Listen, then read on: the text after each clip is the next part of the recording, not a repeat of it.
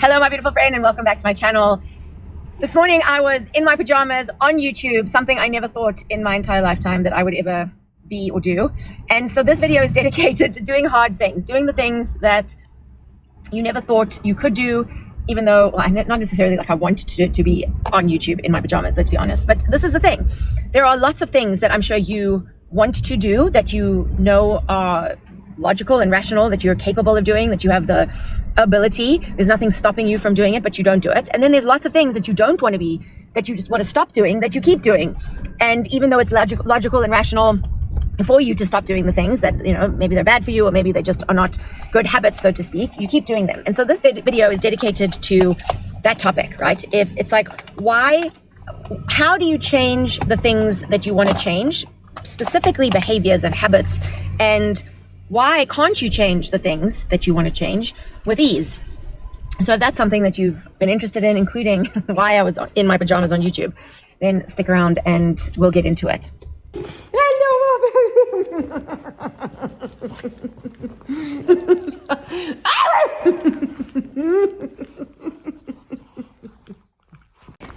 Hello, my babies.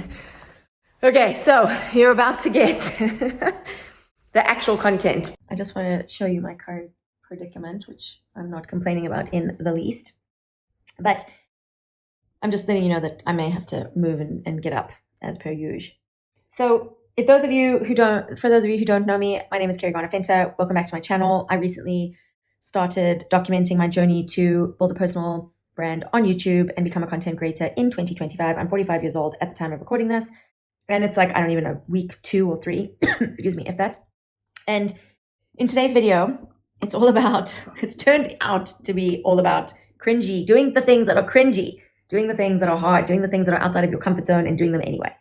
Because God only knows that this whole entire journey has been about just getting outside of my comfort zone and doing things that I would never expect myself to be doing. So if you are someone that has tried to do all the things to set new habits, new routines, do new behaviors, especially when you know all the logic, all the rationale behind either why you should do something or why you should stop do something, but you just can't figure out why you either can't do the things you want to do or stop doing the things you don't want to do, then this is the video for you. So a tiny little bit of context and background. I've been a leadership executive coach, high performance coach, energy alignment coach for like over 20 years. And I'm going to share with you today one of the most profound frameworks, proprietary frameworks that I share with my clients from the very beginning that sets the stage for all of the work that we do. And it's called the leverage points of change. And the leverage points of change are what you can come back to time and time again to understand human behavior in general. And when I talk about behavior, I'm not talking about like, you know, the habits and the behaviors that we were just talking about now. Like if you want to stop smoking cigarettes or eating sugar, or, you know, you want to start getting onto YouTube or take actions that like get yourself out there and self-express, whatever. I'm talking about human behavior like as a field, right? Like human psychology, maybe we should call it that, self-actualization, high potential, like just being a better human, reaching your full potential, that kind of thing. And what the highest leverage points of change talk about and refer to are that our behavior, like our actual actions and words at the level of behavior, the reason it's so hard to change that, even though you have logic and rationale about why you should change it or why you want to change it, is because it is informed by higher leverage points of change, right? And all of the leverage points of change are actually just different forms of energy. And that's why my tagline is access the energetics on one of my websites, on carriegarnerfenter.com. So the first thing that you have to understand is that when you are not aware of energy and how it is informing you and your words and your thoughts and your beliefs and your actions, your emotions, even the seemingly physical reality, right, that makes us up as human beings and that we navigate as our environment in our 3D world, it's all energy. And it's all vibrating and manifesting and coming into form and coagulating in different frequencies and different forms. And so when you only think of your actions and your words as that, actions and words, and you don't recognize that there's other things that are informing those actions and words, then you're missing like the majority of the picture and the equation, and it's just, you're going to lose the game every time. So that's the first thing, is just start to become aware of the fact that everything is ultimately energy. And I know that it's hard to do that because it's not practical and it's not obvious. It's not explicit. It's not overt, right? We are seemingly physical. Like there is a seemingly physical separation screen between you and me right now. And it's like, where's the energy, Carrie? But I want you to really think about energy and like the vibe. Like if you walk into a room and you pick up a vibe, or when you eat something that you shouldn't and then it makes you feel a certain way, that's like, it affects your energy. It's all energy, peeps. And so this leverage points of change framework is going to help you to tangibly, practically navigate and identify and locate the level of energy, right? Or the leverage point that you need to access in order to shift whatever or reach any outcome that you are aiming for, or shift any behavior, right? Because most people are trying to change their behavior when they are trying to reach a particular outcome. I don't like to talk about goals. I like to talk about targets and outcomes. That's another video. I think talking about cringy things. There's a cringy video that I did 5 years ago, because this YouTube channel is 5 years old. But for the last 4 years, I haven't produced any content. So if you want to go before I delete it, because I'll probably need to delete it and redo it. But there's a cringy video on like how to actually set goals and why goals don't work and what to do instead. And I'll link that here somewhere with a card. But coming back to why habits don't stick and like why habits can be hard to change and why your behavior can be hard to change. The first thing is to become aware that everything is energy. The second step is the first leverage point, right? The lowest leverage point of change, meaning like it's the hardest thing to fix, or the hardest, it has the least amount of leverage to change, is actually your environment and your current physical reality. And so the first sort of place that people mostly need to observe and become aware of, other than the fact that everything is energy, is you need to look around and scan your environment or your current reality and be like, okay, what's working? What's not working? What do I need to change? And how do I need to change that? And then most people go into, okay, well, I need to do different things, right? Like I don't have enough money in my bank account, therefore I need to start making more money. So then you start looking at all the behaviors, all the actions that you need to take, all the strategies that you need to learn to go and make more money. And that often entails like going on, like, so taking an action, right? Sitting in a chair, typing on YouTube, like how to make more money online, or whatever it is that you are searching for or trying to change. Or like if you feel like you need to lose more weight, it's like, okay, then you're like, what actions do I need to take? What habits do I need to change? And that's all at the level of behavior. So that is typically and stereotypically where people go to, and they start focusing all of their efforts. And that's why it's like a gazillion billion-dollar industry, habits and routines and all of the things. And people lead with it and they make a lot of money with it, but it doesn't actually work, because what is informing our habits is not at the level of habits and behavior and action. There's a higher leverage point of change. So let's just stick to one of these examples so that you can understand, right? So let's say that you have a few extra pounds on you and you want to lose some weight. That's what your current reality tells you. You step on a scale, it tells you that data, that metric. And now you start thinking of all the behaviors that you want to change or do differently in order to lose those few pounds. Now, there are a million different possibilities of what behaviors, what actions you can take in order for you to do that, right? You can start doing exercises. And so literally, like, you can lift weights. You can go and do research about what you want to do, right? Even that is an action that can change your environment. But the thing that you have to recognize is there are things that you are going to be either able, so capabilities is the next level above behavior. It's the next leverage point that informs behavior. Here we go. First interruption. Please hold. I might be in a totally different position, outfit the next time we pick up this conversation, but we're at the level of capabilities. Just remember that. Okay, we're back. We are in a different position, and we are at capabilities. Now, just a quick recap. You're going to scan your environment and your external current reality. You're going to scan for what's working, what's not working. You're going to identify, okay, whatever's not working or working requires me to do different things, right? Take different actions, different habits, etc. Then when you start to look at different habits and behaviors, you're going to ask yourself the question, am I skilled in these new behaviors? Do these new behaviors require me to do things that I'm skilled in, or do I need to now go and acquire those skills? Because capability is like ability. Are you able? So like, are you skilled? Are you actually able to do it, able-bodied to do it? And also, are you willing to do it, right? So if you are not skilled, go find the skills to be capable. And then if you determine that you are not willing to do it, like you can do it, but you're just not willing to do it, or you're not doing it for whatever reason, right? Despite logic, rationale, etc. That is your clue that the next leverage point of change that is informing capabilities is where you need to go, because you're not now willing to do it, right? So you're skilled and you're able to do it, but you're now not willing to do it. So now we got to go dig at a higher leverage point of change to help you put that new action or habit in place. So above capabilities sits beliefs. And beliefs are the things that you think about habitually until we think that it is true. Our beliefs can come from a variety of different places. So at the level of beliefs, we now need to get very curious about where that belief has come from, right? And sometimes you do and sometimes you don't. You just have to get curious about like, okay, well, this is an interesting thought because it's actually just a thought that you keep thinking over and over again. And sometimes you inject thoughts from, or beliefs, but thoughts from other people that you put up onto a pedestal because you think they are better than you, or you are actually projecting and putting down people below you. And you're like, okay, well, and you're judging the people below you and saying like, well, I don't want to ever be like those people, including potentially loved ones. Like, it could be parents that had demonstrated particular habits or behaviors that you were like, well, I'm never going to be like that. So that's like an example of a contract, right? A thought that we think that we actually contract unconsciously or consciously. And we're like, okay, I'm never going to be like that person, or I'm never going to do that.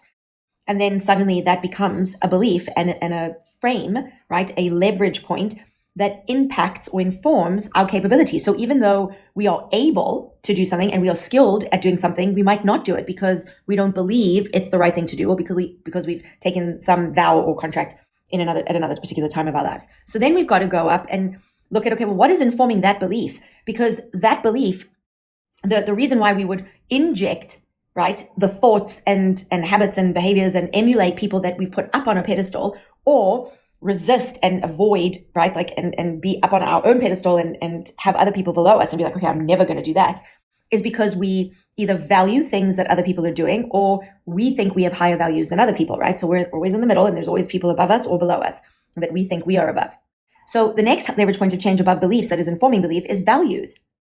And so then it's about like, well, what is truly important to you that you are actually operating from and making this decision about, or making this, that these thoughts and beliefs are about. And it might be, that I never want to, like, so if it's about, weight, and you're saying like, I never want to be overweight like so-and-so, it might be because your parent that was so overweight never played with you and never spent quality time with you because they were so overweight and they couldn't run around. And so what you actually value is quality time with your kids. And so the value is quality time and being active and being able to spend time with your loved ones, which informs the belief that like, actually, I'm not going to eat junk and eat this and do that or whatever. Even though I love it, I'm going to override, my love for food and my love for this.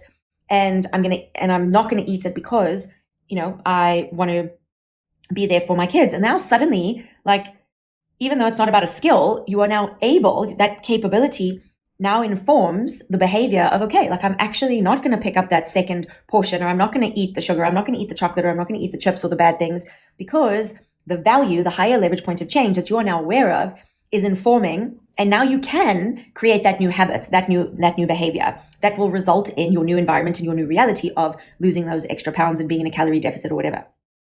Now, there are two other higher leverage points of change above values, and that is the level of identity.